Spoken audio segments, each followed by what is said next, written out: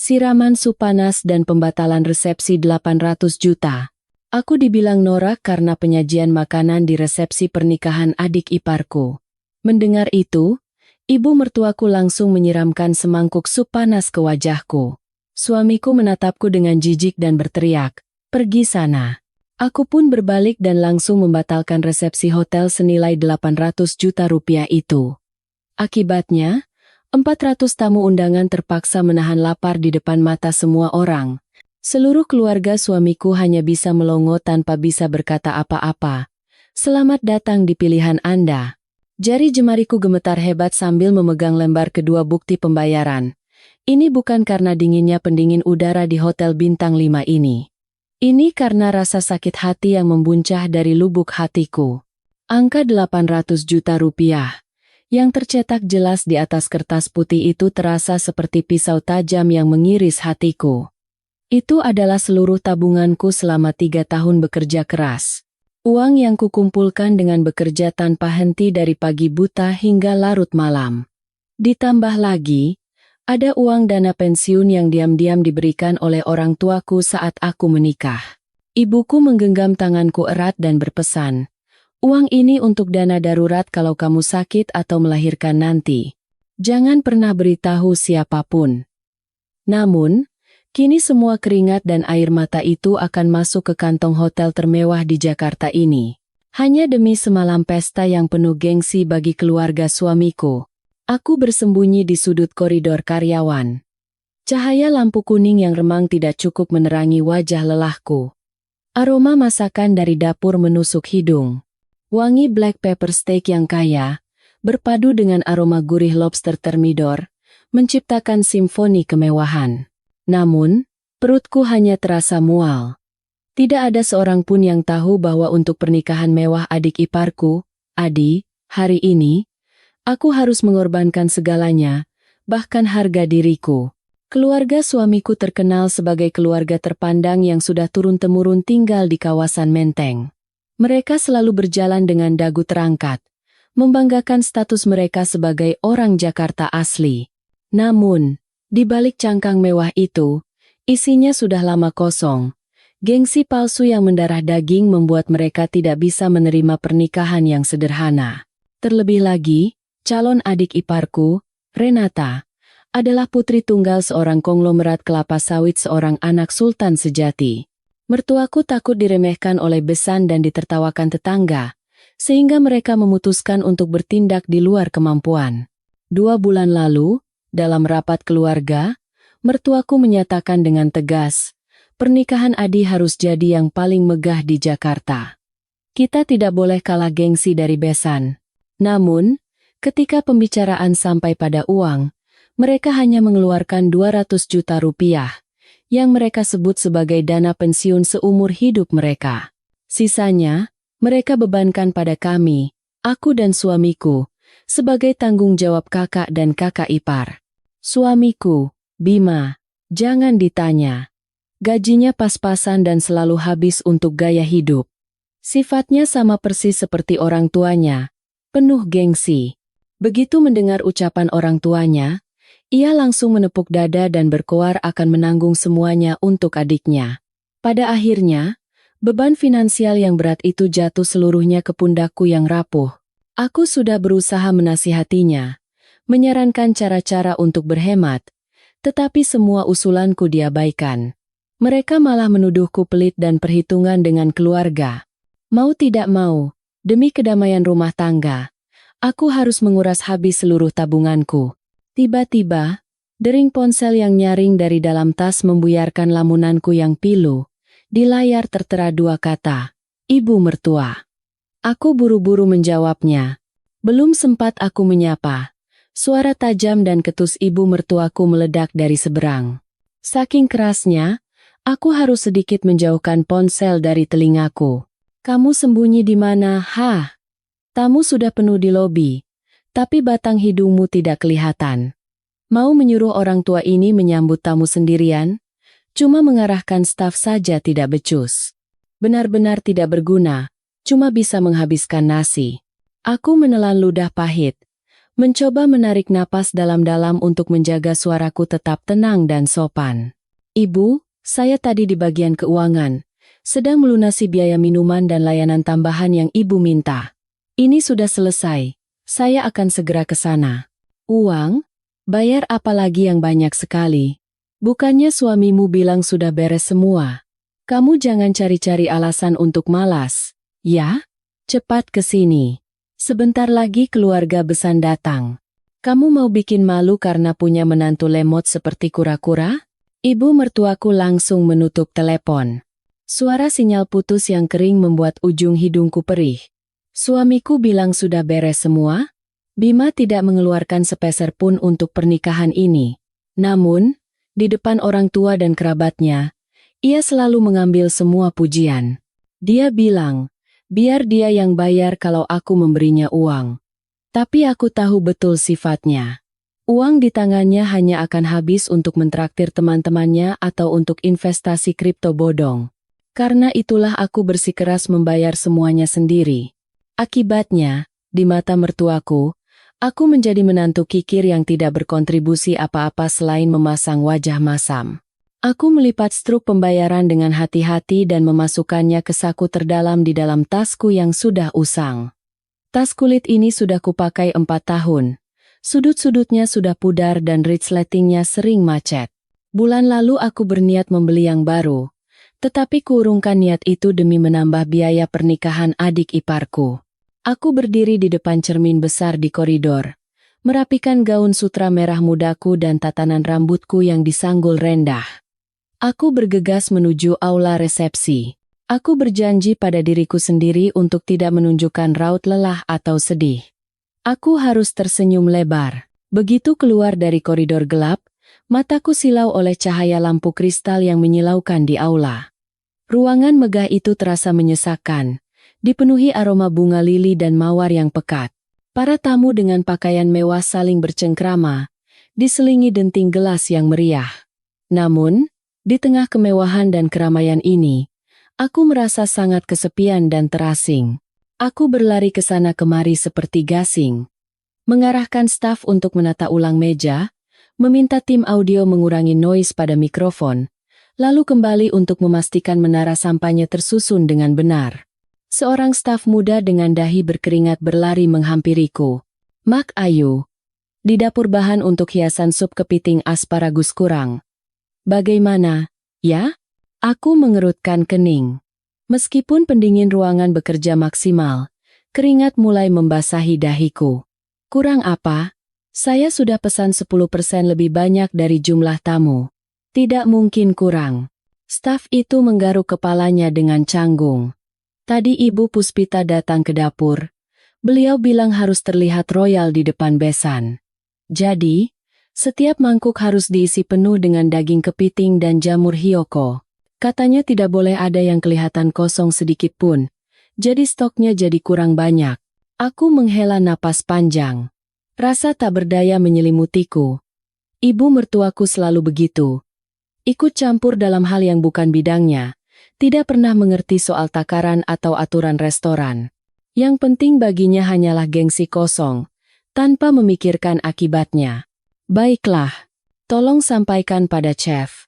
Ambil sedikit daging kepiting dari porsi cadangan, lalu taburi dengan banyak daun seledri dan lada putih agar terlihat penuh dan wangi. Yang penting setiap mangkuk kelihatan penuh.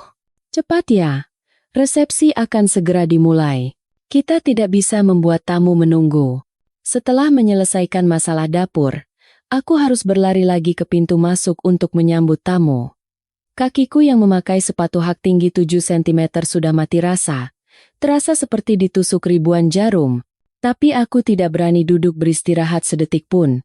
Aku tahu, jika aku lengah sedikit saja, ibu mertuaku akan menjadikannya bahan untuk mengomeliku selama sebulan penuh. Di kejauhan, di bawah lengkungan yang dihiasi bunga segar, ibu mertuaku berdiri di samping suaminya, tertawa lepas bersama teman-teman arisannya. Ia mengenakan kebaya brokat merah marun dengan sulaman benang emas, kalung mutiara laut selatan di lehernya, dan jemarinya penuh cincin emas. Dari luar, ia tampak sangat anggun dan berkelas.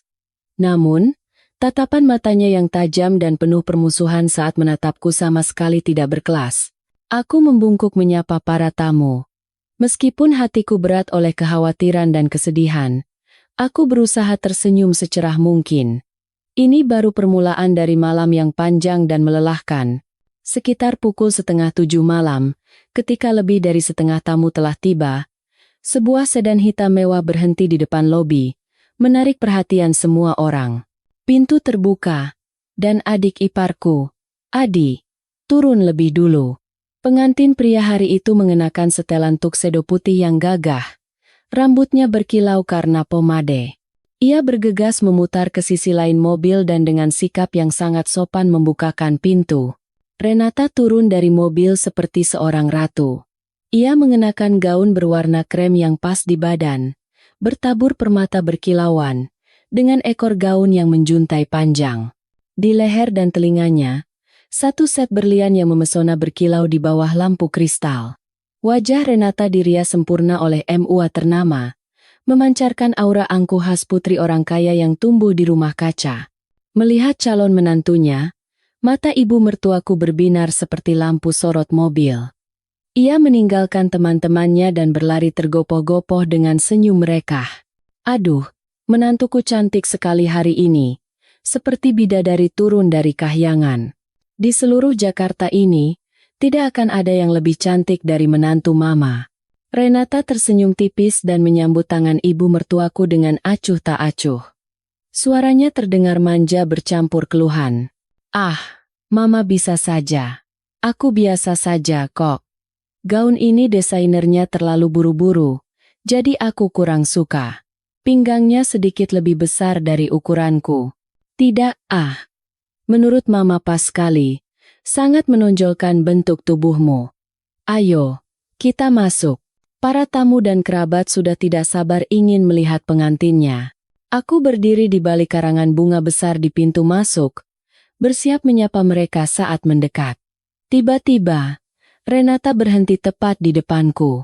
Tatapan tajamnya menyapu bunga-bunga segar yang menghiasi karpet merah, lalu berhenti pada karangan bunga besar di kedua sisi. Ia mengerutkan kening, bibirnya cemberut, dan berkata dengan nada mencela yang terang-terangan. Mak Ayu, ini pesan bunga di mana, sih? Kok norak begini? Aku kan sudah bilang, pakai mawar impor dari Ekuador yang kelopaknya besar dan warnanya merah pekat. Kenapa malah pakai mawar dari Lembang yang kecil-kecil begini?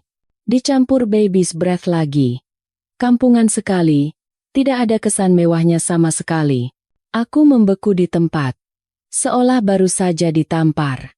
Bunga-bunga ini sudah kupesan sebulan lalu, langsung dari toko bunga paling terkenal di kota ini, dengan jenis termahal. Mawar Lembang kualitas super, setiap kuntumnya segar dan tebal. Harganya pun tidak murah. Terlebih lagi, anggaran yang diminta Renata pada awalnya sangat tidak masuk akal. Dia hanya mau barang impor, tetapi keluarga mertuaku tidak mau menambah sepeser pun. Aku harus merogoh kocek pribadiku cukup dalam untuk bisa menyediakan dekorasi bunga seperti ini. Aku menekan harga diriku dan menjelaskan dengan lembut.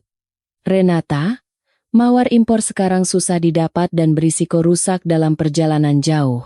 Sebagai gantinya, mawar-mawar ini Mbak pilih satu persatu dengan teliti.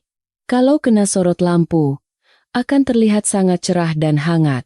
Lihat deh, warna merah bludrunya ini serasi dengan gaunmu, pasti bagus untuk difoto. Renata bahkan tidak menatapku. Ia berbalik ke arah Adi dan menggerutu manja. Mas, lihat Mbak Ayu. Deh, kerjanya asal-asalan, tapi alasannya banyak. Ini kan pernikahan sekali seumur hidupku. Kalau dibuat seadanya begini, di mana mukaku di depan teman-teman dan rekan bisnis papa? Tahu begini, aku minta papa panggil event organizer profesional dari Surabaya saja. Gara-gara mengandalkan keluarga, jadi begini kan hasilnya.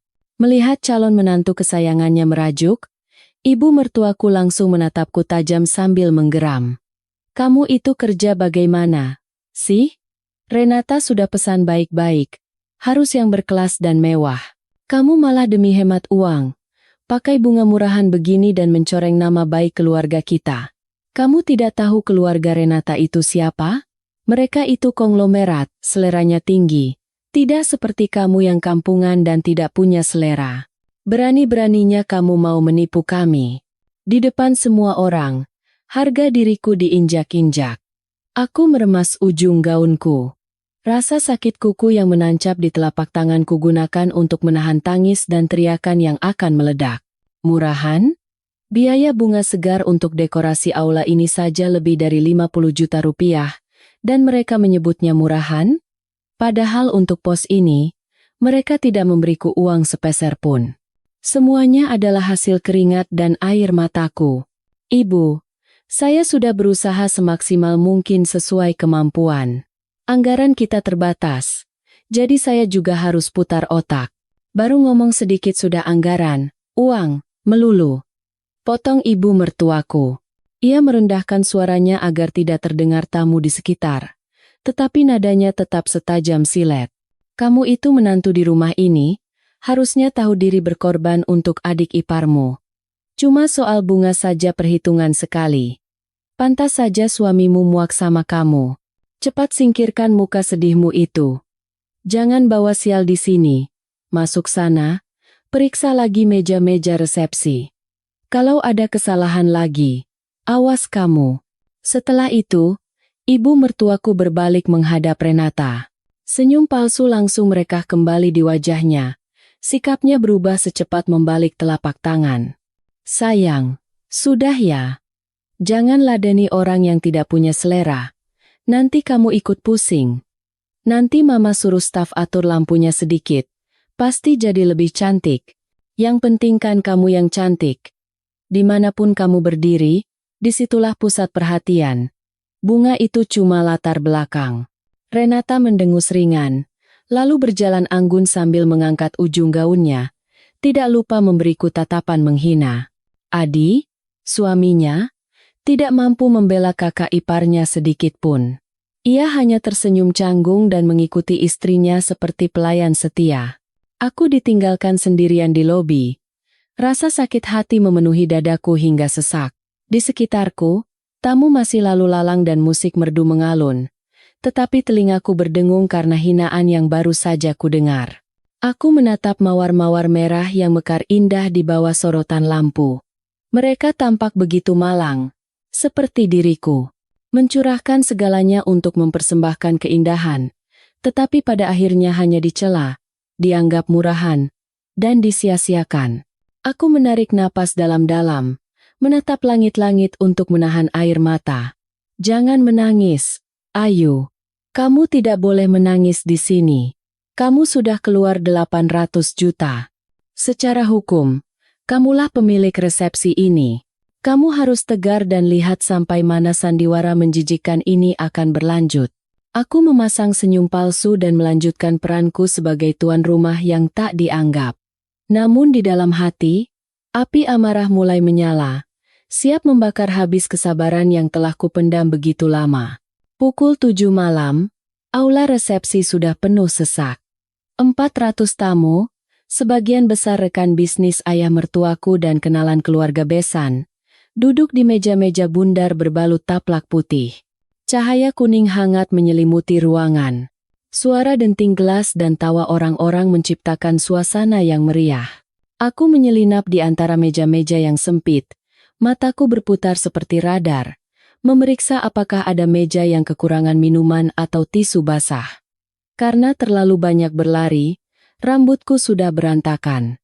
Keringat di tengkuk membuat poniku lengket di dahi.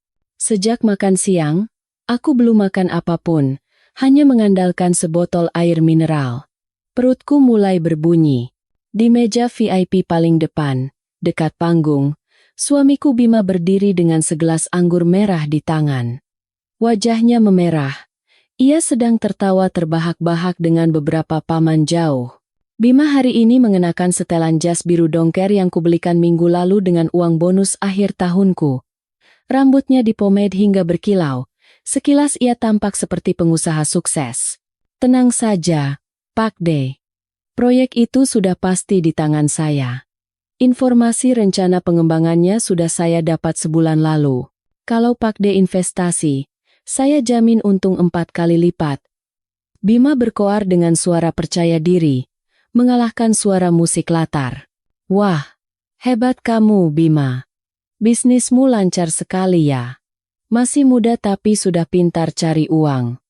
Kudengar pernikahan Adi ini juga sebagian besar kamu yang danai? Megah sekali. Paman itu mengangguk kagum sambil mengangkat gelasnya.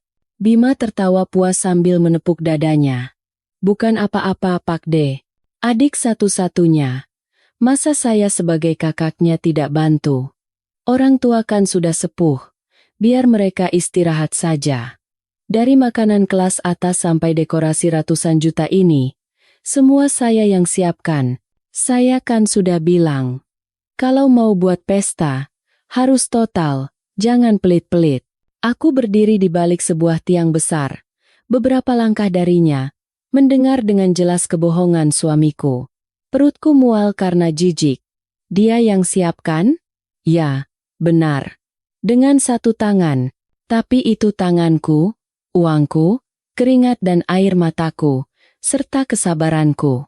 Apa yang sudah kau lakukan untuk keluarga ini selain minum-minum dan pamer di depan orang?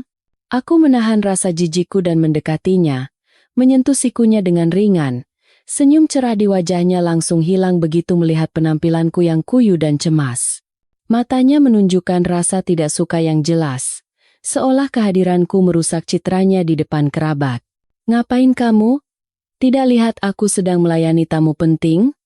Kalau ada yang mau dibicarakan, nanti saja, kata Bima ketus. Napasnya berbau alkohol.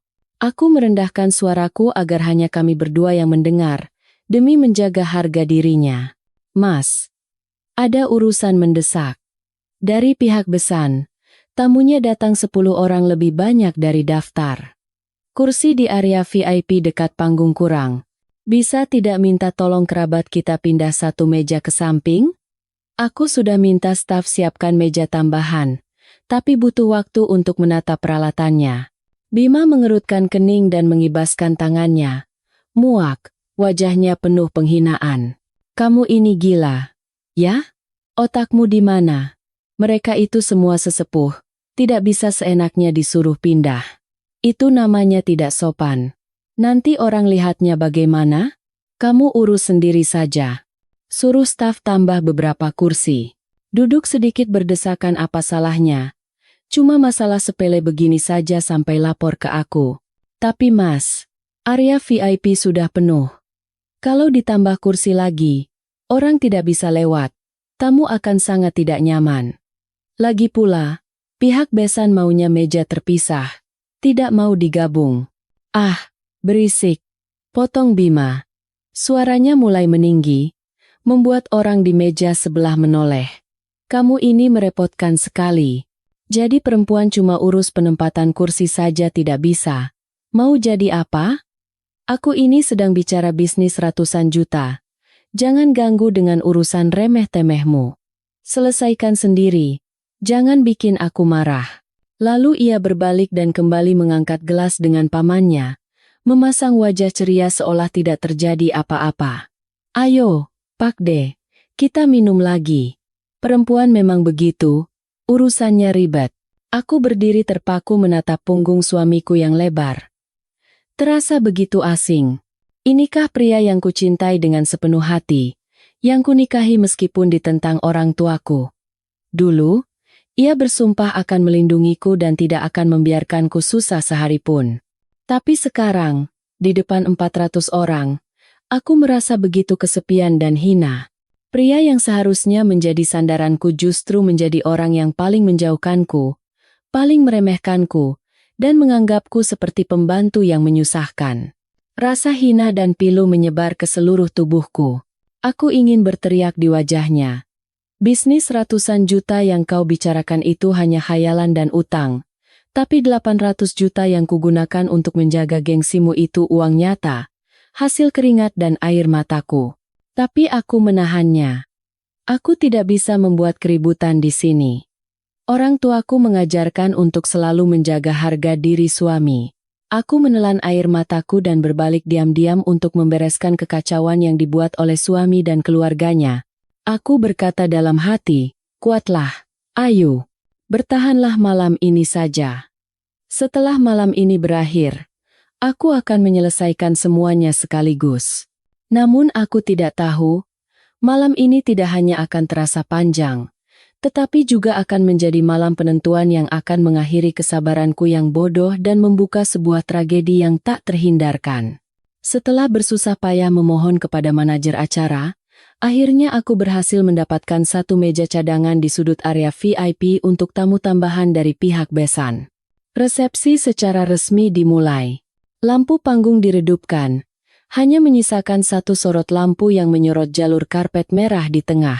Di sana, Adi dan Renata berjalan bergandengan, diiringi musik romantis dan tepuk tangan meriah dari para tamu. Aku mundur ke sudut gelap di dekat meja layanan, tempat yang strategis untuk mengawasi seluruh acara dan mengistirahatkan kakiku sejenak. Melihat Renata yang bersinar bahagia di atas panggung, hatiku terasa perih teringat pernikahanku sendiri 3 tahun lalu. Waktu itu, kami menikah di aula balai RW yang sempit dan panas. Makanannya sederhana, dan gaun pengantinku adalah gaun sewaan termurah yang warnanya sudah agak kusam. Ibu mertuaku berkata, kondisi keluarga sedang sulit dan utang belum lunas, jadi sebagai pasangan muda kami harus berhemat untuk masa depan. Aku percaya dan tidak menuntut apa-apa. Aku hanya berharap kami bisa bekerja keras bersama untuk membangun keluarga yang bahagia. Tapi sekarang, sama-sama menantu, perlakuan yang kami dapatkan bagai langit dan bumi, seperti Putri Raja dan Cinderella. Acara seremonial seperti memecahkan sampanye dan memotong kue selesai. Adi dan Renata kemudian diarahkan ke meja utama di tengah untuk makan bersama kedua orang tua. Seperti skenario yang sudah kusiapkan, para pramusaji mulai mendorong troli makanan. Untuk menghemat waktu dan memberi kesan mewah, hidangan pembuka disajikan dalam satu set. Sop krim jamur, cumi goreng tepung, dan saun goreng istimewa. Supnya dibuat khusus untuk para orang tua, disajikan panas-panas. Begitu makanan diletakkan di meja, uap mengepul dan aroma harum menyebar. Aku mengamati reaksi meja utama dengan cemas. Semua ini menggunakan bahan-bahan mahal yang kupilih sendiri. Namun badai dimulai sejak suapan pertama. Aku melihat Renata dengan anggun mengambil sepotong cumi goreng tepung, mendekatkannya ke hidung, lalu mengerutkan kening dan meletakkannya kembali ke piring dengan kasar. Ia berbisik sesuatu ke telinga ibu mertuaku, tetapi suaranya sengaja dikeraskan agar orang di sekitarnya bisa mendengar. Ma, cumi goreng ini sepertinya kurang segar. Deh, agak amis. Makanan laut kalau tidak segar kan bisa bikin sakit perut atau keracunan. Perutku sensitif, jadi takut. But Cruz Mandarlina Paranjolas Politak. Mendengar itu, wajah ibu mertuaku langsung pucat sambil melirik ke arah besannya. Ia buru-buru mencicipi sepotong, lalu mengangguk setuju. Oh, iya, agak amis. Aduh, si Ayu ini pasti pakai bahan beku yang sudah lama biar murah. Kasihan menantu mama perutnya sensitif. Jangan dimakan ya sayang. Meskipun dari jauh, aku bisa melihat dengan jelas apa yang mereka lakukan. Darahku terasa mendidih. Cumi itu adalah cumi segar yang baru tiba dengan pesawat pagi ini. Kulitnya masih berkilau. Bagaimana mungkin amis? Jelas sekali Renata sedang mencari-cari masalah. Tidak berhenti di situ, Renata mengambil daftar menu yang diletakkan di atas meja dan melihat hidangan berikutnya. Pandangannya berhenti pada hidangan utama, lobster thermidor. Ia mencebikkan bibir dan berkata pada ibunya dengan nada angkuh. Ya ampun, Ma. Zaman sekarang siapa sih yang masih makan lobster thermidor yang norak begini? Dengar namanya saja sudah enek. Di Prancis itu, penyajian makanan sangat halus dan ringan. Harus ada seni ruang kosong di piringnya baru kelihatan mewah. Kalau disiram saus keju tebal begini, kayak makanan di warteg saja. Ibu Renata ikut menimpali. Iya, di mana bumi dipijak, di situ langit dijunjung. Mungkin keluarga ini memang sukanya makan yang porsinya besar, Kita cicipi saja seadanya. Mendengar sindiran besannya, wajah ibu mertuaku memerah padam. Bukannya menjelaskan, ia malah melampiaskan amarahnya kepadaku. Ia melambaikan tangannya dengan kasar ke arahku. Aku menarik napas dalam-dalam dan berjalan cepat ke meja utama. Kamu kerja begini, Makanannya amis, menunya norak. Mau sampai kapan kamu bikin malu keluarga ini? Ibu, cumi itu produk segar yang baru datang pagi ini. Masih berani membantah? Potong ibu mertuaku sambil membanting sumpitnya ke meja. Bima, yang duduk di sebelahnya dengan mulut penuh makanan, ikut memarahi istrinya demi mencari muka di depan calon mertuanya. Kamu diam saja. Minta maaf pada bapak, ibu, dan Renata, lalu suruh dapur ganti menu lain. Aku menatap Bima, lalu menatap Renata yang tersenyum mengejek. Aku menggigit bibir, menunduk, dan berkata lirih, "Maafkan saya." Aku hendak berbalik untuk memberi instruksi baru ke dapur. Hatiku terasa berat. Tetapi aku tidak tahu bahwa keributan soal cumi dan menu ini hanyalah awal. Mimpi buruk yang sesungguhnya ada pada saung goreng yang akan segera disentuh oleh Renata. Aku tidak tahu bahwa mimpi buruk yang sebenarnya menantiku bersama hidangan itu. Setelah mengeluh cumi gorengnya amis dan menunya norak, Renata tampaknya masih belum puas. Matanya menyapu saung goreng yang disajikan dengan artistik di hadapannya. Saung itu berisi udang kupas, irisan bakso ikan, dan sayuran, sebuah gaya fusion baru dari sang chef untuk memberikan tekstur dan warna yang berbeda. Piring saung itu dihiasi dengan irisan tipis markisa matang yang dibentuk seperti bintang di tepinya. Saat saung itu diletakkan di depan Renata, aku melihatnya mengangkat sumpit. Tepat saat ia hendak mengambil saung itu, pandangannya terpaku pada hiasan markisa kuning di tepi piring. Matanya yang bereyeliner tajam membelalak. Terang. Ia menjatuhkan sendok dan garpunya ke piring, menimbulkan suara nyaring. Renata memegangi dadanya dan bersandar ke belakang kursi. Mulutnya ternganga, terengah-engah secara dramatis seperti aktris teater. "Ya Tuhan, Markisa. Kenapa ada Markisa di sini?" teriak Renata. Semua orang di meja terkejut. Adi buru-buru menopang istrinya. "Sayang, kamu kenapa?" Renata terengah-engah, menunjuk saung itu dengan jari gemetar seolah melihat racun. "Mas, kamu tidak tahu? Aku alergi parah sama Markisa. Cium baunya saja bisa bikin sesak napas dan tenggorokanku bengkak. Kalau sampai termakan aku bisa kena shock anafilaksis dan mati." Siapa yang membuat menu mengerikan ini?" Mendengar kata mati, ibu mertuaku panik. Ia melompat dari kursinya seperti per, mendorong piring saung itu menjauh, dan berteriak, "Ayu di mana? Panggil Ayu ke sini sekarang juga. Mana menantu pembunuh itu?" Aku baru saja berbalik dan belum berjalan jauh. Mendengar teriakan itu, aku bergegas kembali. Ibu memanggil saya, "Renata," sambil bersandar di bahu Adi dengan mata berkaca-kaca, menunjuk lurus ke arahku. "Mbak Ayu, kenapa Mbak jahat sekali sama aku? Aku kan sudah bilang kalau aku punya alergi. Kenapa sengaja menaruh Markisa di sini? Mbak mau membunuhku supaya bisa menguasai keluarga ini, ya?" Aku terperangah. "Renata, apa maksudmu? Kamu tidak pernah bilang padaku kalau alergi Markisa. Daftar makanan yang kamu berikan masih ada di ponselku. Masih mau mengelak?" Isak Renata. Ibu Renata menggebrak meja dan berdiri. "Bu Puspita, bagaimana Anda mendidik menantu Anda? Kalau sampai terjadi apa-apa dengan putri saya, Renata, keluarga Anda tidak akan selamat. If in das courage." Ibu mertuaku seperti binatang yang terpojok, gengsinya terancam, dan hubungan dengan besan kaya raya diambang kehancuran. Dalam kepanikan dan amarah yang ekstrem, ia meraih mangkuk sop krim jamur panas di depannya sup yang mengepul panas, yang disajikan khusus untuk para orang tua atas permintaannya. "Dasar perempuan jahat, ular beracun. Berani-beraninya kamu mau mencelakai adik iparmu." "Ibu, saya tidak melakukannya. And the question Jonah Said Hak Said dan Dedala." Belum selesai aku bicara, sebuah bayangan hitam melintas di depan mataku. Piar. Suara tumpul, diikuti oleh rasa panas mengerikan yang menerjangku seperti tsunami.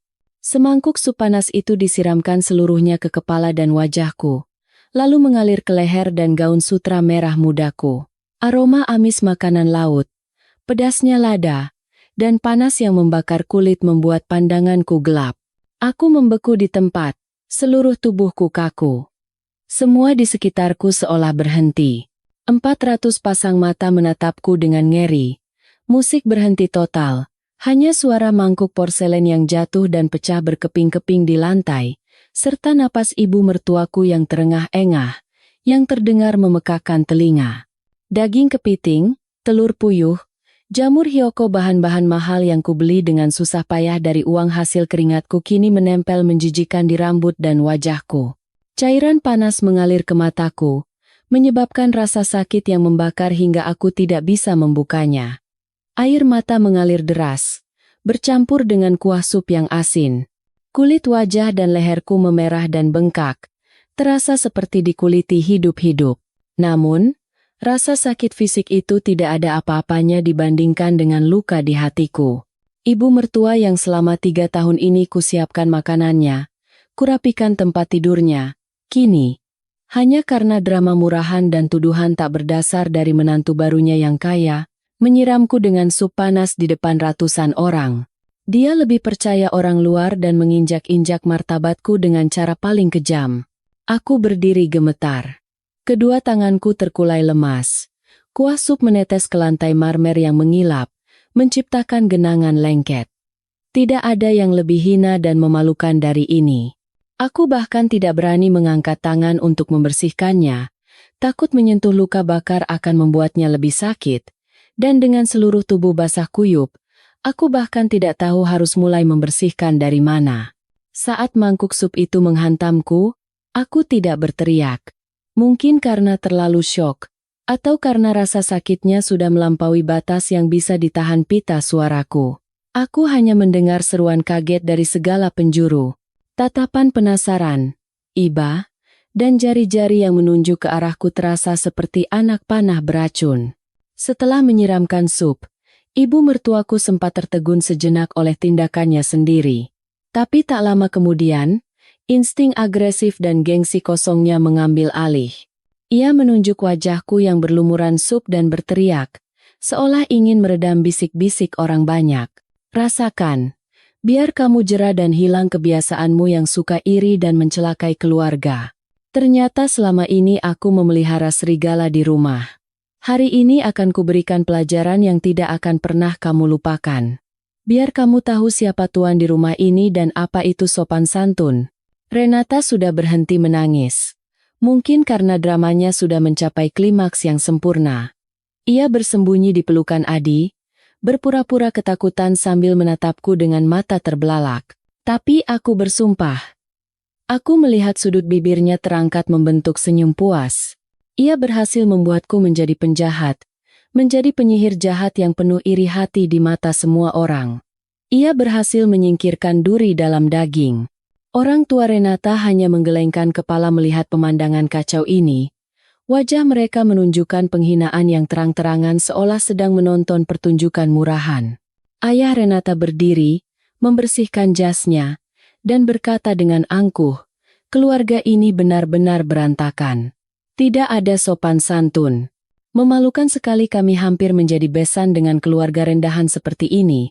Bu Puspita, Pak, bagaimana cara kalian mendidik menantu sampai mau mencelakai anggota keluarga sendiri? Kalau masalah ini tidak diselesaikan dengan benar, kami anggap kalian meremehkan kami. Kata-kata tajam dari besannya itu bagai menyiram bensin ke api amarah ibu mertuaku. Ia semakin murka. Gengsinya hancur lebur. Ia hendak berlari ke arahku untuk menamparku lagi, tetapi kakinya tersangkut ujung kebayanya yang panjang dan hampir jatuh. Adi terpaksa melepaskan istrinya untuk menahan ibunya. Situasi menjadi semakin konyol dan kacau. Aku masih berdiri di sana seperti patung. Perasaan dingin dan panas silih berganti menusuk kulitku. Dingin dari hatiku yang hancur berkeping-keping, dan panas dari kulitku yang tersiram sup. Aku tidak merasakan sakit lagi. Hanya kehampaan yang mengerikan yang menguasai pikiranku. 3 tahun menjadi menantu. Aku menahan segala macam penghinaan, menelan air mata yang tak terhitung jumlahnya. Bangun pagi-pagi untuk ke pasar, menyiapkan sarapan, membersihkan rumah dan mencuci baju sampai larut malam. Setengah gajiku kuberikan pada ibu mertua untuk biaya hidup, sementara aku sendiri tidak pernah membeli baju baru. Saat suamiku punya utang judi, aku diam-diam membayarnya demi menjaga nama baiknya. Saat adik iparku membeli mobil, aku memecah tabunganku untuk meminjamkannya tanpa bunga. Apa balasannya? Semangkuk sup panas ini, hinaan di depan umum ini. Di tengah kekacauan itu, suamiku, Bima, muncul entah dari mana. Aku tidak tahu apakah dia baru dari toilet atau habis minum-minum di meja lain. Aku tidak peduli lagi. Melihat istrinya berdiri dengan rambut lepek dan wajah berlumuran sisa makanan, sementara ibunya mengamuk, suami normal manapun pasti akan memeriksa apakah istrinya baik-baik saja, apakah luka bakarnya parah. Tapi Bima tetaplah Bima. Pria lemah dan kejam yang selamanya menjadi anak mami yang manja dan penuh gengsi. Ia menatapku. Tidak ada sedikit pun rasa kasihan di matanya, hanya rasa jijik dan amarah yang meluap. Ia menganggapku telah mengotori lantai hotel bintang 5 dan merusak suasana mewah yang susah payah ia pamerkan. Ia menganggapku penyebab ia kehilangan muka di depan calon mertuanya, yang berarti peluang bisnis dan harapannya untuk bersandar pada keluarga kaya itu lenyap begitu saja. Bima berlari seperti binatang buas dan mendorong bahuku dengan kasar. Aku terhuyung mundur beberapa langkah, hampir jatuh di atas pecahan porselen. Apa yang kamu lakukan, Ayu? Kamu sudah gila, ya? Ini hari penting, Adi. Bukannya membantu, kamu malah bikin keributan. Lihat penampilanmu. Jorok, menjijikkan, mencoreng nama baik keluarga. Aku menatap suamiku dengan mata yang memerah dan bengkak. Suaraku serak karena campuran kuah sup dan sakit hati. Mas, ibu menyiramku pakai sup. Sakit sekali, aku kena luka bakar. Luka bakar apa? Omong kosong. Teriak Bima lebih keras. Urat lehernya menonjol. Ibu sudah benar. Kamu pantas mendapatkannya. Siapa suruh kamu mau mencelakai Renata? Jangan berlebihan. Hati busuk tapi baru disiram sedikit saja sudah merengek. Tidak lihat semua orang menertawakan kita? Cepat pergi dari hadapanku. Kata-katanya seperti menyiram air dingin ke sisa harapan terakhirku. Aku bodoh karena masih berharap dia akan membelaku, walau hanya sekali. Aku salah besar. Kamu mengusirku? Tanyaku dengan suara gemetar tapi jelas. Iya, pergi sana. Cepat pergi dari sini. Aku tidak mau lihat mukamu lagi di tempat mewah ini. Perempuan tidak berguna yang hanya bisa bikin malu suami. Kata, pergi menggema di aula yang sunyi senyap. Seperti silet, kata itu memutus sisa-sisa ikatan pernikahan kami. Aku menatap Bima, pria yang pernah kucintai, yang pernah hidup bersamaku. Kini tampak begitu asing, kejam, dan pengecut. Dia tidak pantas menerima cinta dan pengorbananku. Anehnya, pada saat itu, hatiku terasa ringan. Semua rasa sakit, sedih, harapan, dan penyesalan pecah seperti gelembung sabun. Yang tersisa hanyalah akal sehat yang dingin. Aku sadar, selama 3 tahun ini, aku telah dengan bodohnya mendedikasikan masa muda dan tenagaku untuk orang-orang yang bahkan tidak menganggapku sebagai manusia. Orang-orang yang lebih mementingkan uang dan gengsi. Aku tidak menangis lagi. Air mataku sudah kering. Aku mengangkat tangan, menyingkirkan potongan daun bawang dan jamur dari wajahku. Aku menarik napas dalam-dalam untuk menenangkan hatiku yang sakit dan mengumpulkan sisa ketenangan terakhir untuk menghadapi mereka. Aku menegakkan punggung dan menatap lurus ke mata Bima. Tatapanku begitu dalam dan dingin hingga ia tanpa sadar mundur setengah langkah. Aku tidak berteriak seperti ibu-ibu di pasar, tidak membela diri dengan lemah, dan tidak membalas dengan kata-kata kotor. Keheninganku yang bermartabat terasa lebih berat dan menakutkan daripada kata-kata apapun. Aku menyapu pandanganku ke wajah setiap anggota keluarga mertuaku. Ibu mertua bersedekap sambil mendengus, masih menatapku dengan mata membara. Renata tersenyum penuh kemenangan di pelukan calon suaminya. Adi hanya berdiri termangu seolah semua ini tidak ada hubungannya dengan dia. Dan terakhir, tatapanku berhenti pada suamiku yang kejam, Bima. Aku ingin mengukir wajah mereka, wajah-wajah licik, dan tidak tahu berterima kasih ini di dalam benakku, agar aku tidak pernah lagi merasa lemah atau memaafkan mereka. Baik, aku akan pergi. Aku mengucapkan setiap kata dengan jelas dan tanpa ragu. Suaraku bergema di tengah keheningan, penuh dengan tekad yang tak tergoyahkan. Lalu aku berbalik. Meskipun tubuhku lengket dan berbau makanan, aku tetap berjalan dengan sepatu hak tinggiku. Aku berjalan dengan kepala terangkat dan punggung lurus, melewati ratusan pasang mata yang tertuju padaku. Aku tidak melarikan diri seperti seorang pesakitan. Aku pergi dari neraka yang bernama keluarga ini. Pergi dari orang-orang yang tidak merasa bersalah setelah menghisap darahku. Pergi dari orang-orang yang telah menginjak-injak harga diriku selama 3 tahun terakhir. Di belakangku, suara bisik-bisik terdengar riuh. Kasihan sekali. Disiram sup sama mertuanya. Diusir pula sama suaminya. Tapi katanya dia sengaja mau meracuni adik iparnya. Kalau jahat begitu, pantas diusir. Ah, belum tentu. Mungkin dia difitnah. Wajahnya kan kelihatan baik. Sudah, anggap saja nonton sinetron. Keluarga kaya memang rumit. Aku mengabaikan semua gosip itu. Mereka tidak menjalani hidupku. Mereka tidak mengerti apa yang kualami. Aku berjalan lurus ke pintu utama. Angin malam yang sejuk meniup wajahku, mendinginkan rasa panas di kulitku, tetapi membuat api tekad di hatiku semakin berkobar. Udara di luar begitu segar dan bebas. Sangat berbeda dengan udara pengap di dalam aula resepsi yang mewah namun penuh kepalsuan itu. Aku tidak langsung pulang. Masih ada satu hal penting yang harus kulakukan. Sesuatu yang krusial untuk mendapatkan keadilan bagi diriku sendiri.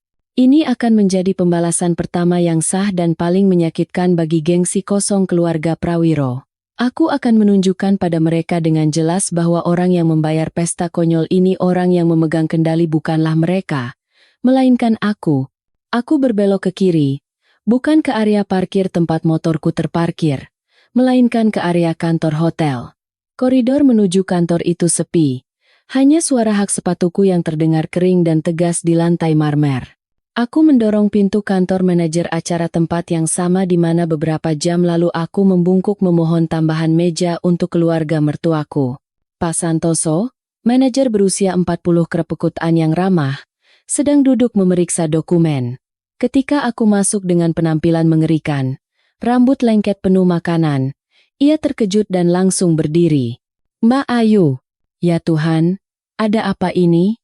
Apa terjadi sesuatu di aula? Perlu saya panggilkan tim medis? Aku mengangkat tangan, memberi isyarat tidak apa-apa, lalu mengambil beberapa lembar tisu untuk membersihkan kotoran di wajah dan leherku seadanya. Suaraku dingin, tanpa emosi, sangat berbeda dari sikap patuhku sebelumnya. Tidak apa-apa, Pak. Saya kesini bukan untuk minta pertolongan, tapi untuk menggunakan hak saya sebagai klien. Aku membuka tasku dan mengeluarkan kontrak acara serta setumpuk bukti pembayaran. Di dokumen itu, nama penandatangan kontrak dan pembayar setiap pos tercetak jelas. Ayu Larasati. Aku meletakkan dokumen-dokumen itu dengan keras di atas meja kaca, sengaja membuat suara agar Pak Santoso memperhatikannya. Pak, maaf, boleh saya tahu acara resepsi di luar sudah sampai tahap mana? Pak Santoso menatapku dengan canggung, lalu melirik jam tangannya. Sesuai jadwal, para tamu baru saja selesai menyantap sup.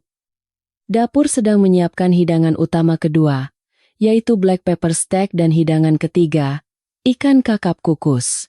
Semua berjalan sesuai permintaan awal Anda. Aku mengangguk, menatap matanya tajam, dan berkata, hentikan semuanya.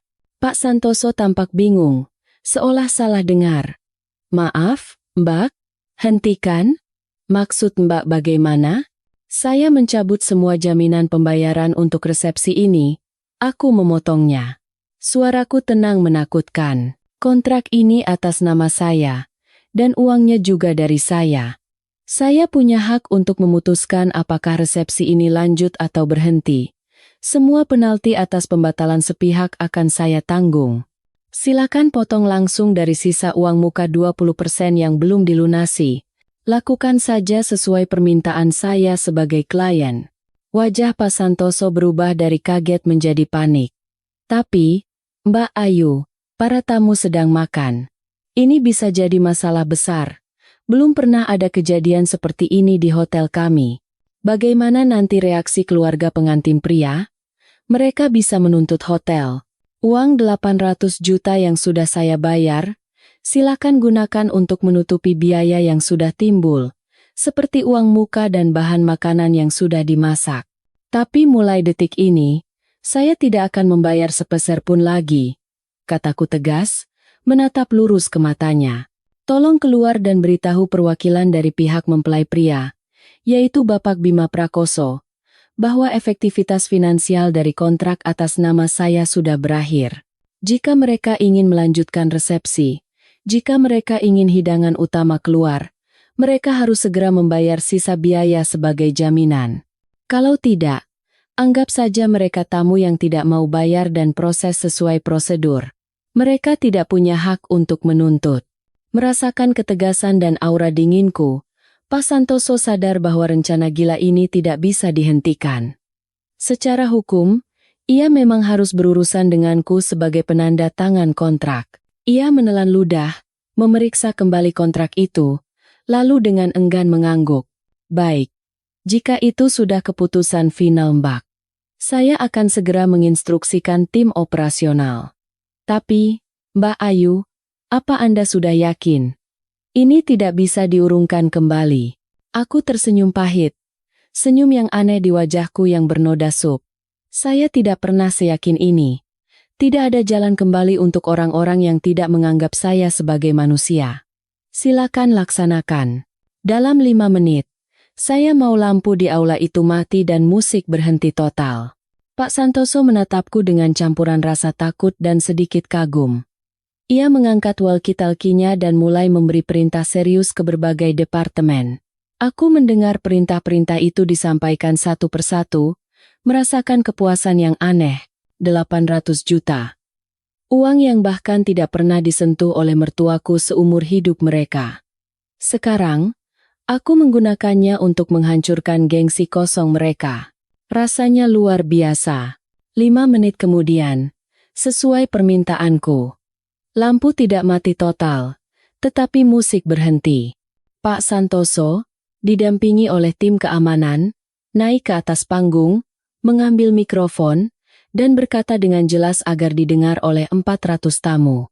Mohon maaf atas ketidaknyamanannya, para tamu sekalian. Kami harus memanggil perwakilan dari pihak mempelai pria, Bapak Bima Prakoso, untuk menyelesaikan masalah pembayaran yang mendesak. Pihak penjamin kontrak, yaitu Ibu Ayu Larasati, baru saja menyatakan penarikan jaminan pembayaran. Oleh karena itu, kami terpaksa harus menghentikan penyajian hidangan berikutnya sampai kami menerima pembayaran pengganti sebesar 200 juta rupiah. Seketika, seluruh aula menjadi gempar. Wajah Bima, yang sedang mengangkat gelas anggurnya, menjadi pucat pasi. Ia berlari ke depan. Apa-apaan ini? Istri saya sudah bayar semua. Ibu Ayu Larasati telah menarik jaminannya, Pak. Jika Bapak tidak segera melakukan pembayaran sekarang juga, baik dengan kartu atau transfer, kami terpaksa harus mempersilakan para tamu untuk pulang, dan Bapak Bima harus berurusan dengan polisi atas tuduhan wan prestasi. Seorang staf dengan sopan tapi tegas berkata pada meja paman-paman Bima, "Mohon maaf, Bapak-bapak, resepsi berakhir di sini. Mohon untuk segera meninggalkan ruangan." Apa? Selesai? Makanan utamanya saja belum keluar. Kalian bercanda? Paman itu membelalakan matanya.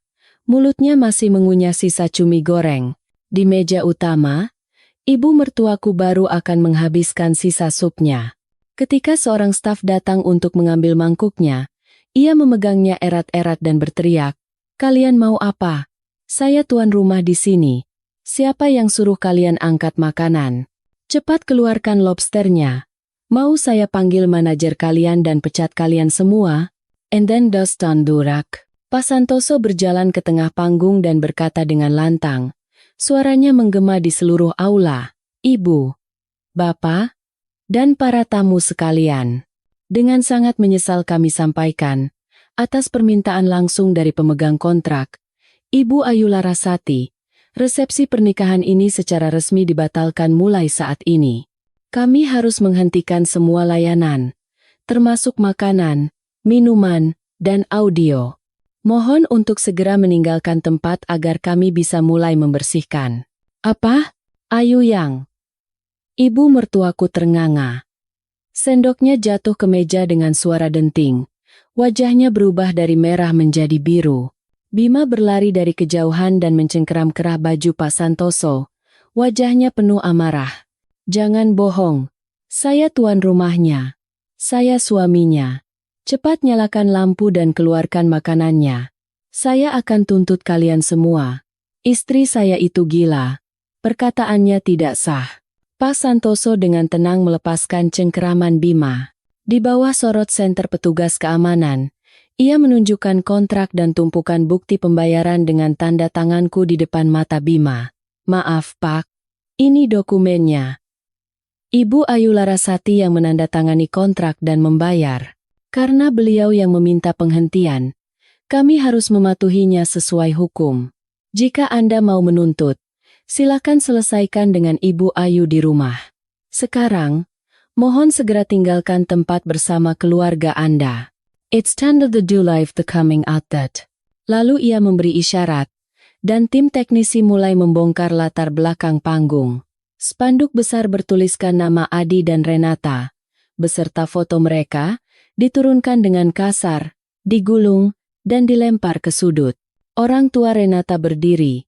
Wajah mereka memerah karena marah dan malu luar biasa. Ayah Renata menggebrak meja dan menunjuk lurus ke arah ayah mertuaku. "Memalukan. Ini penghinaan.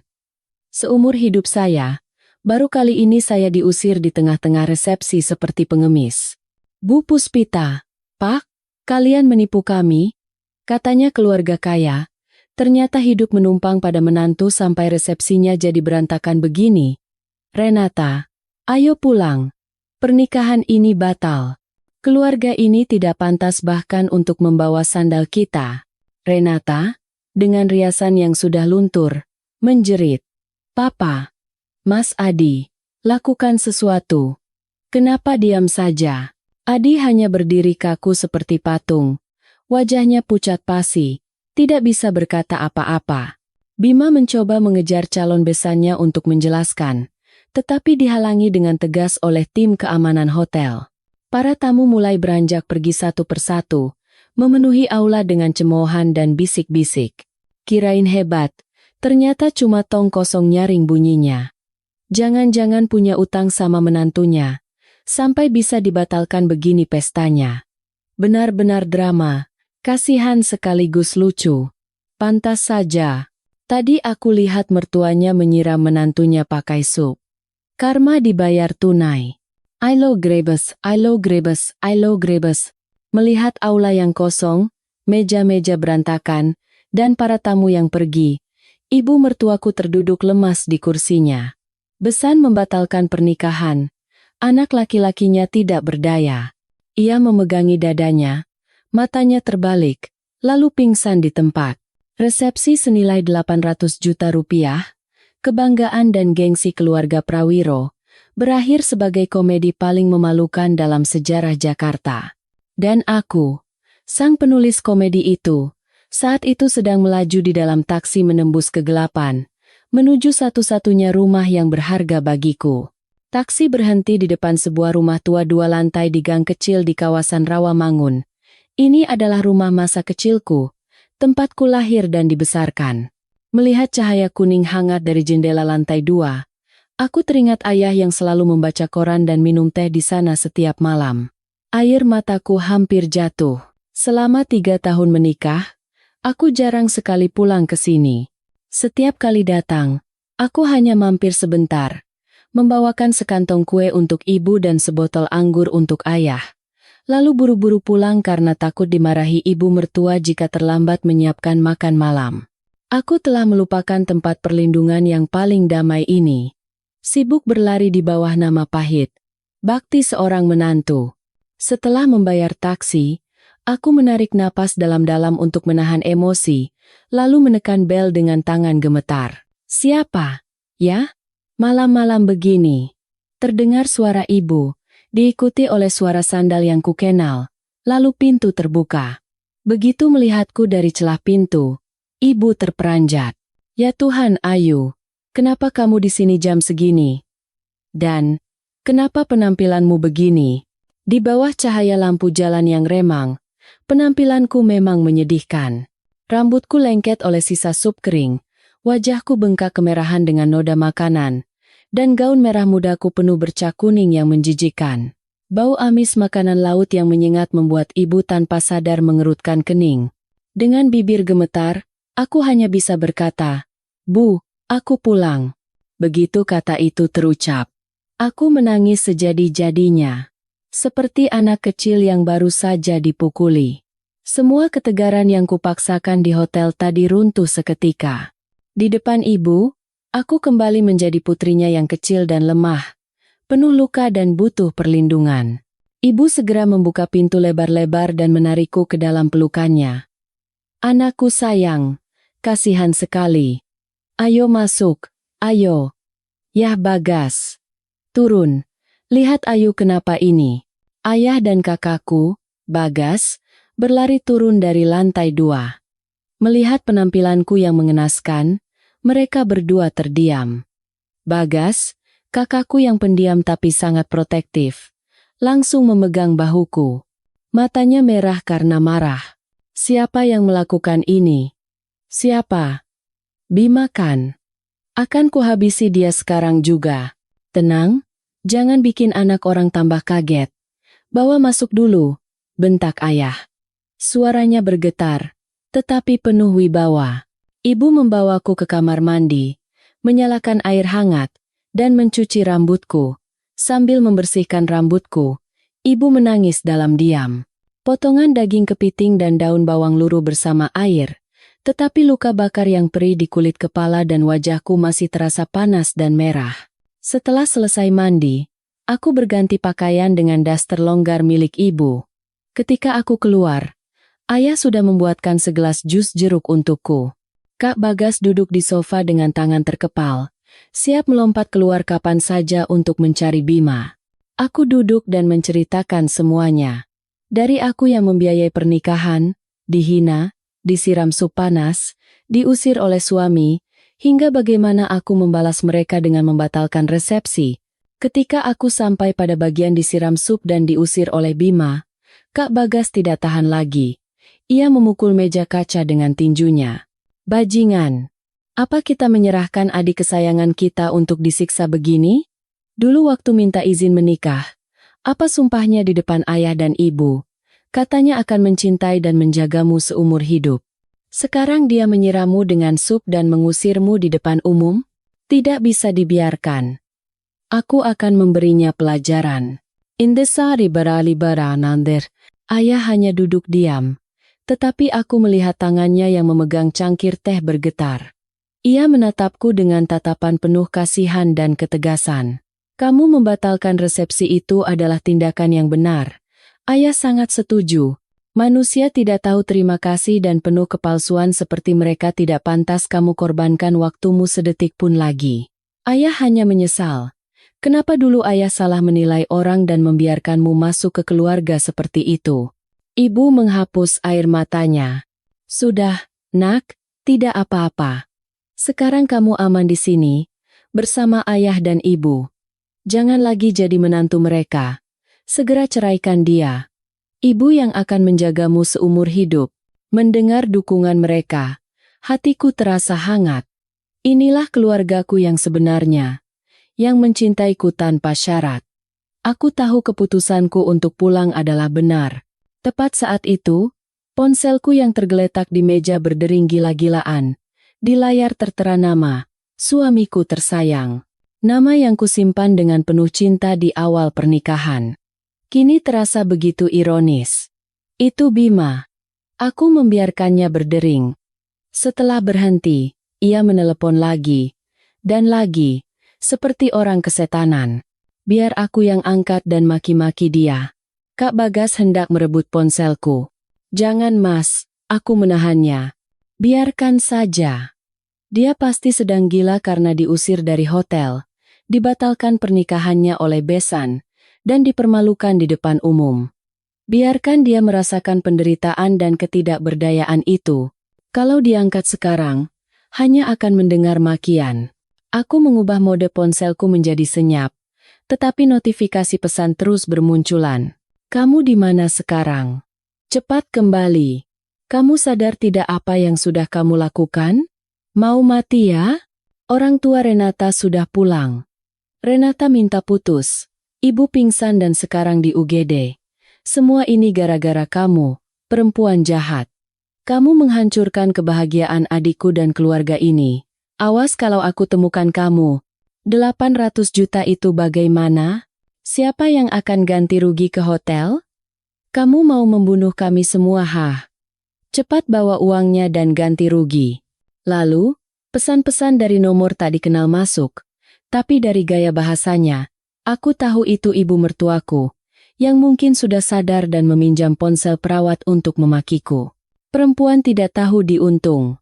Cepat kembali dan minta maaf sambil bersujud di kaki besan. Kalau tidak, akan kulaporkan kamu ke polisi atas penipuan dan penggelapan.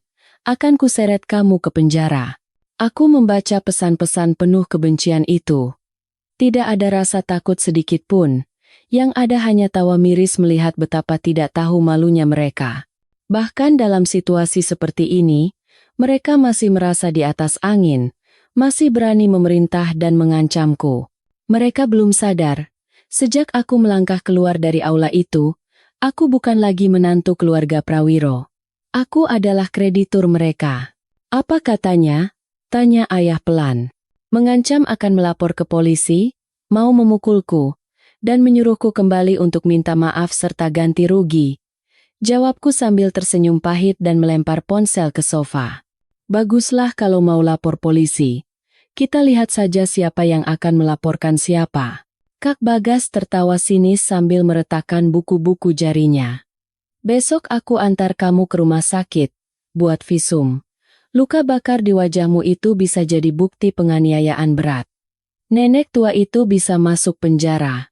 Datelanas, I burde duit di slema zaraliatara. Dan soal uang, aku punya semua buktinya kan? Iya Mas. Semuanya ada. Kontrak, kwitansi, bukti transfer bank, semua rincian pengeluaran ada di dalam tas ini. Aku memblokir nomor Bima, ibu mertuaku, Adi, dan bahkan telepon rumah mereka. Malam ini, aku ingin tidur nyenyak tanpa gangguan dari orang-orang gila itu. Besok akan menjadi hari yang panjang. Perang hukum yang sesungguhnya akan dimulai. Keesokan paginya, suasana di rumah tenang tapi penuh tekad. Ibu sudah bangun sejak jam 5 pagi, memasak soto Betawi kesukaanku. Aroma kuah santan yang gurih memenuhi rumah, sedikit menghangatkan suasana pagi yang muram. Ayah duduk di meja makan, memakai kacamata bacanya, menulis sesuatu di buku catatan lamanya. Baik, begini rencana kita. Ayah memulai. Perceraian itu pasti, tidak bisa ditawar lagi. Tapi anak kita tidak boleh keluar dengan tangan kosong. Semua uang dan tenaga yang sudah Ayu curahkan untuk keluarga itu harus kembali. Kita tidak bisa membiarkan mereka memukul orang lalu merampas uang hasil jerih payahnya. Itu tidak adil. Aku mencoba mengingat-ingat. Uang resepsi kemarin 800 juta. Tahun lalu, saya kasih ibu 200 juta untuk renovasi atap dan cat rumah. Uang yang dipinjam Mas Bima untuk proyek fiktifnya sekitar 300 juta. Totalnya lebih dari 1,3 miliar. Belum lagi perhiasan mahar dari ibu, yang sering dipinjam ibu mertua tapi tidak pernah dikembalikan. Itu emas murninya saja ada 50 gram.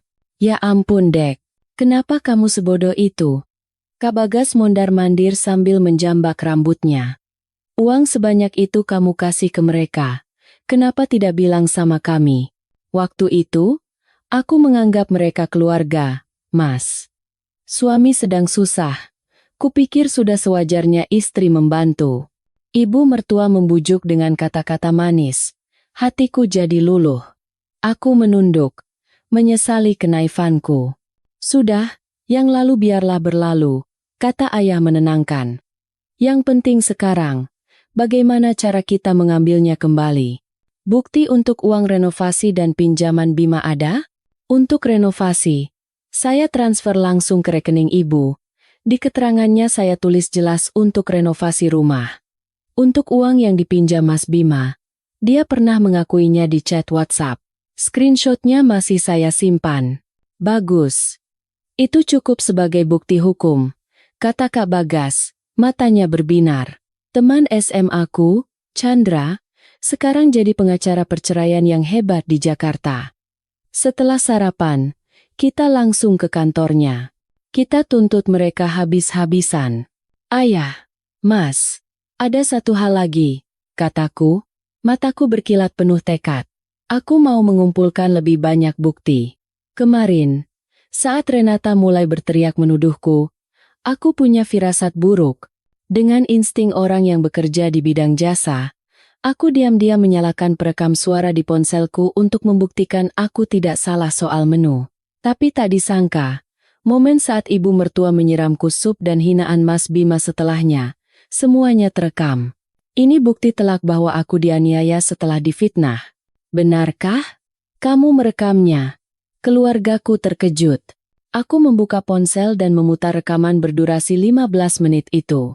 Aku melompat ke bagian paling dramatis. Terdengar teriakan melengking ibu mertuaku. Dasar perempuan jahat, ular beracun. Suara tumpul sup yang disiramkan. Suara piring pecah. Lalu teriakan Bima. Pergi sana. Cepat pergi dari sini. Meskipun ada suara bising, kata-kata kejam itu terdengar jelas. Mendengarnya lagi, ibu kembali terisak. Wajah ayah memerah karena marah. Tangannya terkepal erat. Ini bukti emas, seru Kak Bagas.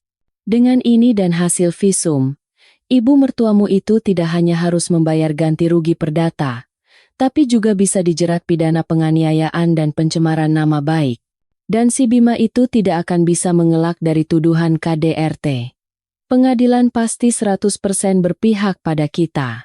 Baik, rencana kita sudah jelas, ayah menyimpulkan. Pertama, segera ke rumah sakit untuk mendapatkan visum. Kedua, temui pengacara untuk membuat surat gugatan cerai dan laporan pidana. Ketiga, kirim somasi resmi ke mereka. Keempat, kembali ke rumah itu untuk mengambil barang-barang pribadimu dan, jika memungkinkan, cari bukti tambahan.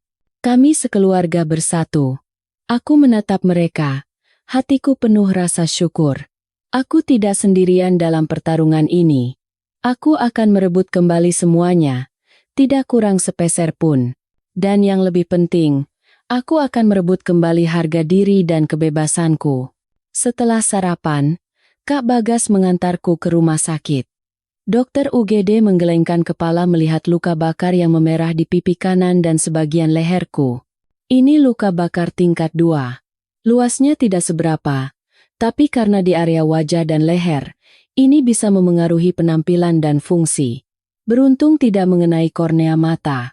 Harus dijaga agar tidak infeksi. Kemungkinan akan meninggalkan bekas luka. Desplor kau nambertara.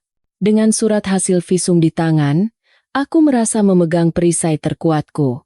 Tingkat lukanya sudah cukup untuk memenuhi unsur pidana. Aku tidak berniat memenjarakan ibu mertuaku, tetapi ini akan menjadi kartu truf penting untuk memaksa mereka mengembalikan uangku dan menyetujui syarat perceraianku. Dari rumah sakit, kami langsung ke kantor pengacara Chandra. Ia mendengarkan ceritaku dengan saksama, memutar ulang rekaman, dan memeriksa bukti-bukti transfer. Kasus ini sudah pasti menang, Mbak Ayu, katanya percaya diri. Rekaman ini sangat berharga. Pembatalan resepsi yang Mbak lakukan adalah tindakan pembelaan diri yang sah setelah martabat dan kesehatan Mbak dilanggar secara serius. Kita akan menuntut semua biaya yang telah Mbak keluarkan. Ganti rugi atas kesehatan dan nama baik, serta utang-utang sebelumnya. Aku menghela napas lega. Tolong proses secepatnya, Pak. Saya ingin ini segera berakhir. Inviting Goblike. Tenang saja. Sore ini suratnya akan saya kirimkan. Bersiaplah, mereka akan mengamuk seperti binatang terluka. Tapi jangan takut, hukum melindungi Anda. Benar saja. Keesokan paginya, sebuah surat tercatat tiba di rumah keluarga Prawiro. Ibu mertuaku, yang sedang pura-pura sakit di sofa, merobek amplop itu dengan kasar. Di dalamnya, ada surat berkop surat kantor hukum dengan judul besar, Pemberitahuan Gugatan Cerai dan Tuntutan Pengembalian Aset. Di dalamnya, terperinci setiap rupiah yang kutuntut. Biaya resepsi 800 juta, biaya renovasi 200 juta, pinjaman pribadi 300 juta. Total 1,3 miliar rupiah. Harus dikembalikan dalam 7 hari kerja. Surat itu juga dengan tegas menyatakan bahwa atas tindakan penganiayaan, korban telah menerima hasil visum dan proses hukum pidana akan dilanjutkan jika tidak ada itikat baik untuk penyelesaian secara perdata. Apa-apaan ini? Dia menuntutku? Berani-beraninya dia mau menyeretku ke pengadilan? Bima, lihat kelakuan istrimu. Dia mau membunuhku. Teriak ibu mertuaku, tangannya gemetar. Bima berlari turun. Wajahnya kuyu karena tidak bisa tidur dan terus-menerus menerima pesan ejekan dari teman-temannya. Saat membaca surat itu, wajahnya semakin pucat, keringat dingin membasahi pelipisnya. Dia benar-benar melakukannya, Bu. Dia pakai pengacara. Tapi uang renovasi itu, apa buktinya? Ibu kan bilang terima tunai. Ibu kira begitu, ternyata dia transfer. Ada buktinya, sialan. Dari mana kita dapat uang 1,3 miliar? Rumah ini kan sudah diagunkan ke bank waktu kamu bangkrut dulu. Dan soal sup itu, dia mengancam akan memenjarakan ibu. Bima, tolong ibu. Ibu dan anak itu saling tatap dengan putus asa. Arogansi mereka seketika lenyap, digantikan oleh ketakutan. Mereka akhirnya sadar, Ayu yang penurut dan bodoh itu sudah mati. Yang ada di hadapan mereka sekarang adalah lawan yang cerdas, memegang kendali, dan tidak bisa lagi mereka tindas. 3 hari setelah surat itu dikirim, aku memutuskan untuk kembali ke sarang serigala itu untuk menyelesaikan beberapa urusan. Kali ini aku tidak sendiri. Kak Bagas dan 2 temannya yang berbadan tegap menemaniku. Bima yang membuka pintu. Melihatku, matanya sempat berbinar penuh harap. Ayu, kamu kembali? Sudahlah, kita selesaikan baik-baik. Tapi melihat rombongan di belakangku, ia menelan ludah. Kalian mau apa ke sini? Mengeroyok? Akan kulaporkan polisi. Kak Bagas mendorongnya minggir. Memukulmu hanya akan mengotori tanganku. Aku ke sini untuk mengantar adikku mengambil barang-barangnya. Kalau kamu tidak mau cari masalah, diam saja. Aku langsung naik ke kamar kami di lantai 2, membuka lemari, dan memasukkan semua pakaianku ke dalam koper. Aku mengambil tas bermerek yang kubeli tahun lalu tapi jarang kupakai. Itu tas yang kubelikan. Jangan dibawa, teriak ibu mertuaku dari ambang pintu. Tas ini saya beli dengan uang saya sendiri. Ibu hanya minta tolong dipesankan, tapi tidak pernah membayarnya. Bukti pembelian dan chat ibu yang memintanya masih ada di ponsel saya, kataku tenang sambil menunjukkan ponselku. Ibu mertuaku terdiam, tidak bisa membantah. Aku juga mengambil semua perhiasan maharku. Emas 50 gram itu kan seserahan dari kami. Bima mencoba berdalih. Jangan salah, Mas. Emas ini diberikan oleh ibuku di depan semua orang. Dari keluargamu hanya kalung tipis 18 karat, yang sudah kujual tahun lalu untuk membayar utang judimu. Lupa? Bima terdiam, Wajahnya merah padam karena malu. Setelah semua barangku masuk koper, aku tidak langsung pergi. Aku punya target yang lebih penting. Komputer pribadi Bima di ruang kerjanya. Di sanalah bukti pamungkas berada. Aku memberi isyarat pada Kak Bagas. Ia langsung mengerti dan menghampiri Bima. Sekarang turun ke bawah. Tanda tangani surat pernyataan pengalihan aset ini. Cepat. And also, I found of the Krisenove class. Surat apa? Aku tidak mau tanda tangan apapun. Kak Bagas menggulung lengan bajunya, menunjukkan ototnya yang kekar. Bima ciut dan turun ke bawah, diikuti oleh dua teman kakakku. Memanfaatkan kesempatan itu, aku masuk ke ruang kerja. Aku tahu kebiasaan Bima. Ia tidak pernah mematikan komputernya, hanya mode tidur. Aku menggerakkan mouse, dan layar menyala, meminta kata sandi. Aku tersenyum sinis. Dulu, saat mabuk, ia pernah dengan bangga bercerita bahwa semua kata sandinya adalah tanggal lahir cinta pertamanya yang meninggalkannya demi pria kaya. Dulu aku menangis semalaman karena itu. Sekarang, kekejaman masa lalu itu menjadi senjataku. Aku mengetik angka keramat itu, dan desktop yang penuh ikon game muncul. Sesuai dugaanku, ia masih login di WhatsApp web. Aku membuka folder unduhan WhatsApp di komputernya. Semua foto dan file otomatis tersimpan di sana. Bodohnya, Bima bahkan menyimpan file Excel keuangan di desktop. Aku segera memilih semua file itu, dan menyalinnya ke flash disk berkecepatan tinggi. Ya Tuhan, apa yang kulihat di depan mata, meskipun sudah siap, tetap mengejutkan. Di dalam folder bernama keuangan keluarga, ada file Excel yang mencatat dengan rapi setiap transfer yang dilakukan Bima dari rekening bersama kami ke rekening lain atas nama ibunya. Tujuannya, beli tanah di kampung untuk ibu dan adik. Tanggal transfernya cocok persis dengan saat-saat aku merasa uang di rekening kami berkurang secara aneh, yang selalu ia jelaskan sebagai kerugian investasi. Yang lebih parah, di folder bernama sayangku, ada ribuan screenshot percakapan antara Bima dan seorang wanita bernama Sarah. Kata-kata mesra, janji bertemu di hotel, bahkan foto-foto vulgar. Selama aku banting tulang membayar utangnya, ia menggunakan uang hasil keringatku untuk membiayai wanita lain dan menikmati kesenangan kotor. Aku menyalin semuanya, tidak melewatkan satu file sampah pun. Kamu ngapain di situ? Terdengar teriakan Bima dari bawah. Selesai. Aku mencabut flash disk dan memasukkannya ke dalam saku celanaku, tepat saat Bima mendobrak masuk dengan wajah merah padam. Kamu menyentuh komputerku, mau mencuri data perusahaan ya? Sini. Ia mencoba merebut tanganku. Aku menepisnya dengan keras. Komputer ini juga aku yang belikan seharga 25 juta untuk ulang tahunmu tahun lalu. Aku hanya memeriksa apakah masih berfungsi, atau sudah rusak seperti pemiliknya. Dan tenang saja, sampah-sampah menjijikan di komputermu itu, aku tidak sudi menyentuhnya. Setelah itu, aku berjalan keluar dengan angkuh, meninggalkan Bima yang termangu, tidak menyadari bahwa flash disk kecil di sakuku adalah surat hukuman mati bagi pernikahan, karier, dan harga dirinya. Dari rumah itu, kami langsung ke kantor pengacara. Pak Chandra membuka file-file di flash disk. Semakin ia melihat, keningnya semakin berkerut, lalu berubah menjadi ekspresi sangat terkejut. Luar biasa. Orang ini bodoh atau terlalu percaya diri, menyimpan bukti kejahatannya sendiri dengan begitu rapi. Ini namanya menggali kuburnya sendiri. Mbak Ayu.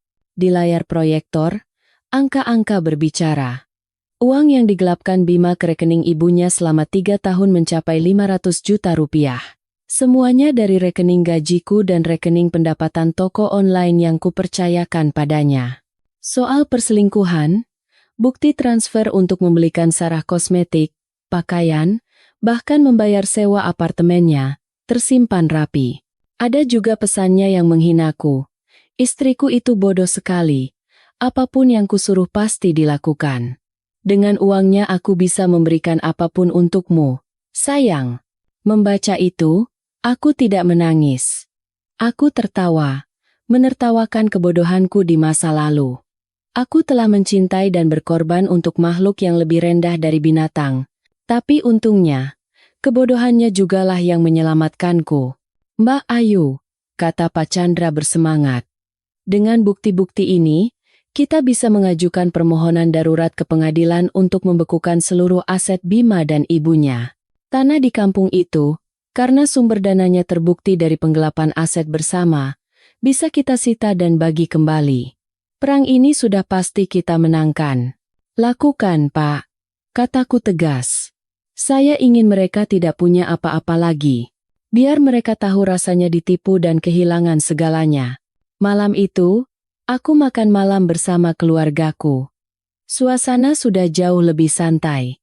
Ayah menyajikan sepotong ayam untukku. Makan yang banyak, nak. Kamu butuh tenaga untuk bertarung. Kamu hebat. Ayah bangga padamu. Aku makan sambil menangis. Tapi kali ini, itu adalah air mata kelegaan. Aku tahu mimpi buruk ini akan segera berakhir. 2 minggu kemudian, gugatan cerai kami resmi didaftarkan. Perintah pembekuan aset turun dengan cepat. Rekening bank Bima dan ibunya, serta tanah di kampung, semuanya dibekukan. Kabar ini seperti petir di siang bolong bagi keluarga Prawiro. Mereka tidak bisa menarik uang sepeser pun. Tidak hanya itu, perselingkuhan Bima dan penggelapan dana tersebar. Keluarga Renata, begitu mengetahui wajah asli calon besannya, langsung mengumumkan pembatalan pernikahan secara resmi. Ayah Renata bahkan mendatangi kantor Bima dan membuat keributan, menuduhnya menipu uang dan perasaan. Karena ternyata Bima juga meminjam uang cukup besar dari ayah Renata untuk modal bisnis. Atasan Bima, yang sangat menjaga citra perusahaan, langsung memecatnya. Bima kehilangan pekerjaan, uang, istri, dan harga diri.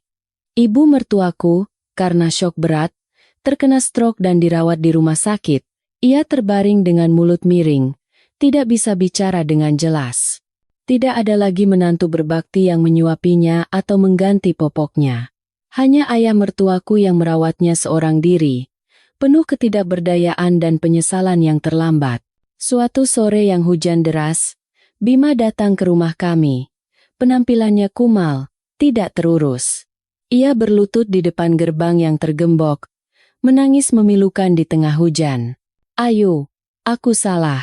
Aku mohon maafkan aku. Tolong cabut gugatannya. Ibu bisa meninggal. Keluarga kita sudah hancur.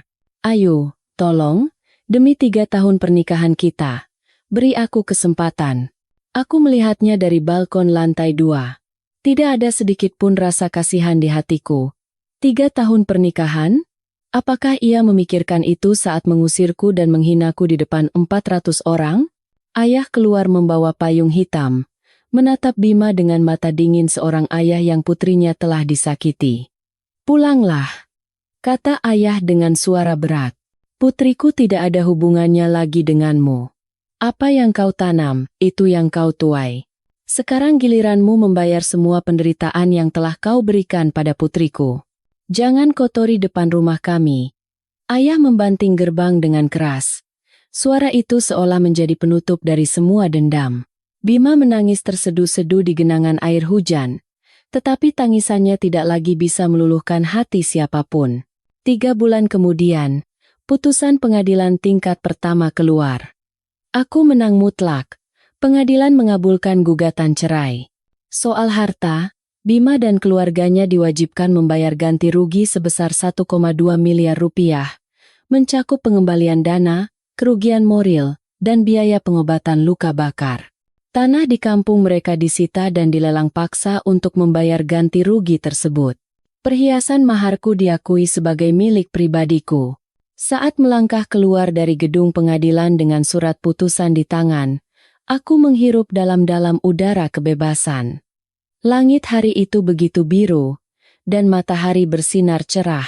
Dengan uang yang kembali dan dukungan dari orang tuaku, aku membuka sebuah toko kue kecil, impian masa kecilku. Namanya, Kebahagiaan Baru. Pada hari pembukaan, teman-teman dan kerabat datang. Ibu mengenakan kebaya ungu yang anggun, ayah membantu mengatur parkir, dan Kak Bagas membawa pacar barunya. Rumah kami kembali dipenuhi tawa. Aku berdiri di belakang meja kasir, memandangi kue-kue cantik buatanku. Hatiku penuh sukacita. Aku bukan lagi menantu yang penurut dan sabar. Aku adalah Ayu Larasati, pemilik hidupku sendiri, bebas, mandiri, dan bermartabat. Kudengar keluarga Prawiro harus menjual rumah mereka untuk melunasi sisa utang dan pindah ke desa, hidup dalam cemoohan kerabat. Bima tenggelam dalam alkohol dan utang. Tapi kabar itu kini hanya seperti angin lalu bagiku. Mereka adalah bagian dari masa lalu kelam yang sudah kututup rapat-rapat. Aku tersenyum pada pelanggan baru yang masuk ke tokoku. Hidup baruku, semanis dan seharum kue-kue ini, baru saja dimulai. Para penonton sekalian, kisah ini menjadi pengingat yang mendalam tentang batas pengorbanan.